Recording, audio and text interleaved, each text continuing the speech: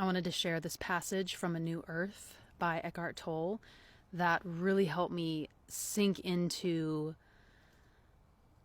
just an easeful connectedness and an okayness that I really wanted to share in case this is something that anyone else can benefit from today.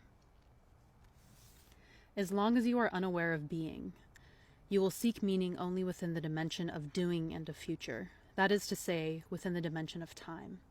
And whatever meaning or fulfillment you find will dissolve or turn out to have been a deception.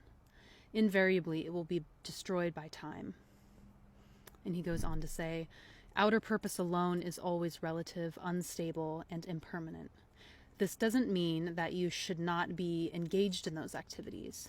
It means you should connect them to your inner primary purpose, so that a deeper meaning flows into what you do.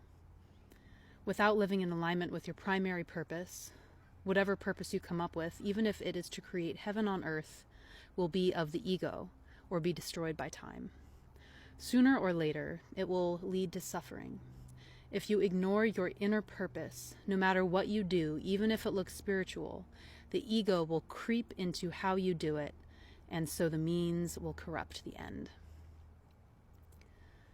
A little bit further on, he says, not your aims or actions are primary, but the state of consciousness out of which they come.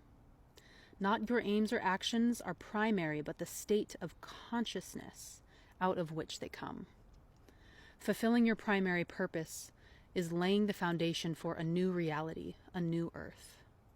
Once that foundation is there, your eternal purpose becomes charged with spiritual power, because your aims and intentions will be one with the evolutionary impulse of the universe. I love that. The separation of thinking and awareness, which lies at the core of your primary purpose. So the separation of thinking versus being able to discern the two, happens through the negation of time.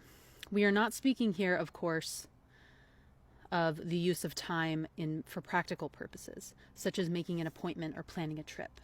We are not speaking of clock time, but of psychological time, which is the mind's deep-seated habit of seeking the fullness of life in the future, where it cannot be found, and ignoring the only point of its access to it, the present moment. And then a few sentences later, I love the line, he says, this is enormously empowering. And I was like, hell yeah, it is.